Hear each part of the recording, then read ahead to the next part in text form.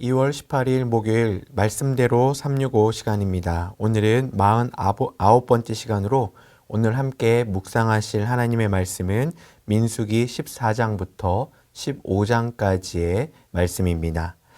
민수기 14장에서도 우리는 이스라엘 백성들의 원망의 소리를 들을 수 있습니다. 앞서 13장에서 가나안 땅에 대한 비관적인 정탐 보고로 인해 많은 백성들이 동요하기 시작하였습니다. 처음에는 10명의 비관적인 보고가 나중에는 백성 전체로 퍼져나가게 되었습니다. 그 증거가 14장 1절과 2절에 보시면 온 회중, 백성, 이스라엘 자손 모두라는 표현을 통해 누구만의 원망이 아니라 민족 전체의 원망이 되고 있다라는 사실을 나타내 주고 있습니다. 그들은 급기야 애굽의 시절을 그리워하고 있습니다. 출애굽한 이스라엘 백성들 중에서 금지돼야 되는 것이 여러 가지가 있는데 그중 하나는 애굽의 시간을 그리워하는 것입니다. 그럼에도 그들은 그 시절을 동경하고 있는데 그로 인해서 그들의 영적 상태가 굉장히 안 좋다, 바닥이라는 것을 나타내주고 있습니다. 그들의 영적 무지는 모세와 아론을 비롯하여 함께 정탐하였던 갈렙과 여호수아를 죽이고자 하는 분노로 이어지는 것을 보게 됩니다. 이에 모세는 그 백성들을 포기하는 것이 아니라 오히려 하나님께 기도하며 그들을 용서해 달라고 기도를 드리고 있습니다. 그런데 모세의 기도를 가만히 들여다보면 단순히 하나님께 백성들을 긍휼히 여겨주시고 그들을 용서해 주십시오라는 내용보다는 하나님의 하나님 되심을 잃어버리지 않게 해주십시오. 또 하나님의 오래 참으심에 대한 약속의 말씀과 애굽 시절부터 지금까지 베풀어 주신 하나님의 은혜와 자비가 끊어지지 않고 계속 흘러갈 수 있기를 간구하는 하나님 중심의 기도를 드리고 있는 것을 우리는 말씀 속에서 볼 수가 있습니다. 이러한 하나님의 중심의 기도는 이 시대를 살아가는 우리들의 기도가 되어야 할 것이고 위기를 바라보는 우리의 관점이 되어야 할 것입니다.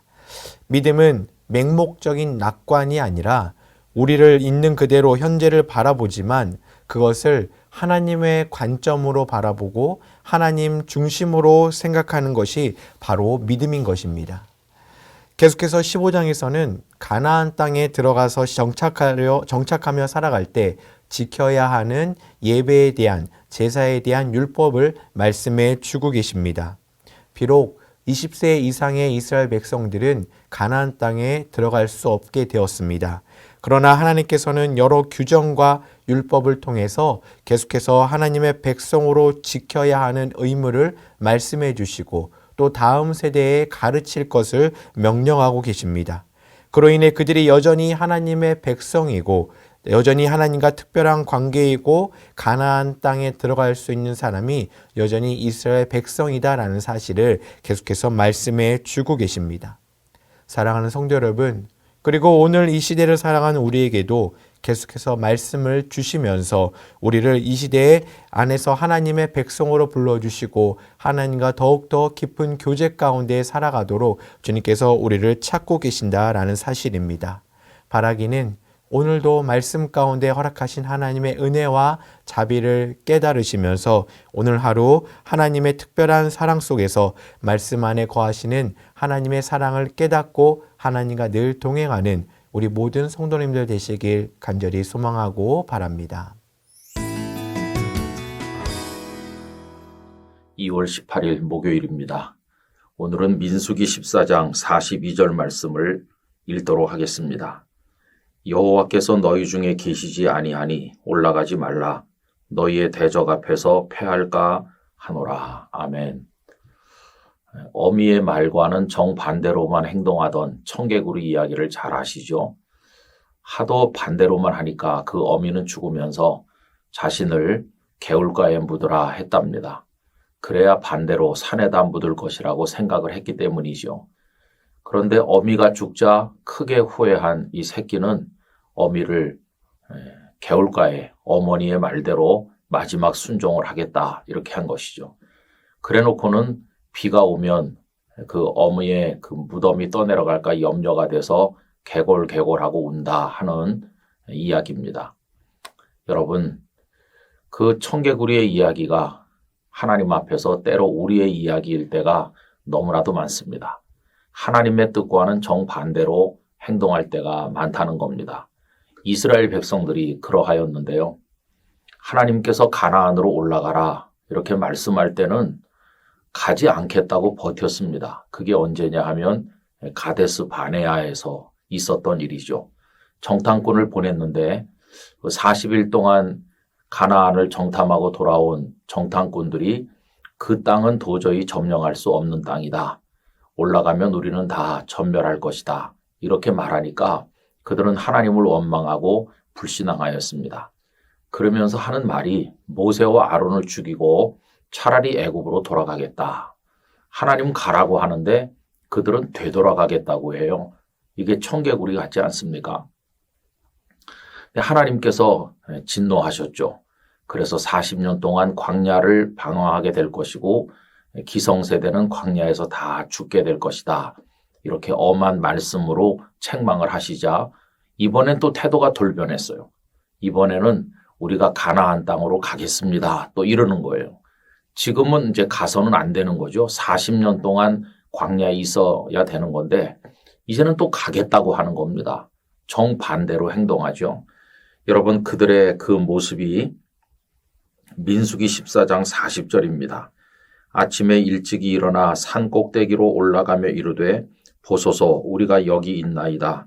우리가 여호와께서 허락하신 곳으로 올라가리니 우리가 범죄하였음이니이다. 하나님 잘못했어요. 우리가 가나안으로 올라가겠습니다. 이러는 거죠. 가라 할 때는 안 가고 애굽으로 돌아가려 하더니 가지 말라고 하니까 이제는 가겠다는 것입니다. 그런데 여러분 문제가 있죠. 그들이 가나안 땅을 향해 올라가면 그들만 가는 겁니다. 하나님께서는 함께 가시지 않는 거죠. 그래서 모세가 함께 하시는 하나님 없이 너희만 가면 패배한다. 가지 말아라 하고 그들을 설득하는데 그게 오늘의 말씀입니다. 다시 한번 읽어보면 여호와께서 너희 중에 계시지 아니하니 올라가지 말라. 너희의 대적 앞에서 패할까 하노라. 이렇게 그들을 만류하였습니다. 그리고 하나님의 언약궤는 움직이지 않았어요. 민수기 14장 44절 45절을 읽어봅니다. 그들이 그래도 산꼭대기로 올라갔고 하나님께서 말려도 그냥 올라가는 거예요. 여호와의 언약궤와 모세는 진영을 떠나지 아니하였더라. 아말렉인과 산간지대에 거주하는 가나안인이 내려와서 그들을 무찌르고 호르마까지 이르렀더라. 여러분 패배 원인은 너무나도 분명해요. 하나님께서 함께 하시지 않으면 아무리 열의를 가지고 올라가도 결과는 패배밖에 없습니다. 그러면 하나님께서 왜 그들과 함께 하시지 않았나요? 그들이 하나님을 불순종하고 불신앙했기 때문입니다.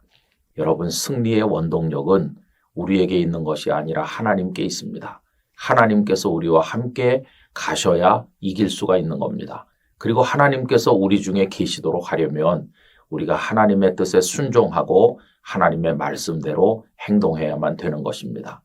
가라 하면 가고 오라 하면 오고 멈추라 하면 멈추면 하나님께서는 우리와 함께 하시고 그 하나님의 은혜로 인하여 우리는 승리하게 될 것입니다. 그런데 이스라엘 백성처럼 정반대로만 행동하고 하나님께서 함께 하시지 않는데도 자기들끼리 올라가고 이렇게 해서는 절대로 승리할 수 없는 것이죠.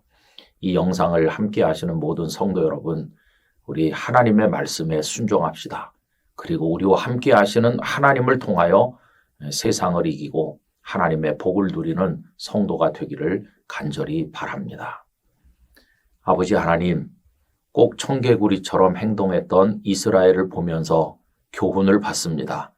오늘 저희들은 하나님의 말씀에 어떻게 응답하고 있는지 생각해 보게 하여 주시옵소서.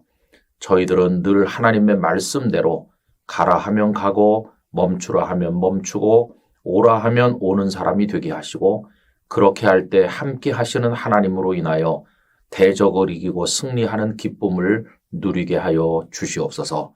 예수님의 이름으로 기도하옵나이다. 아멘.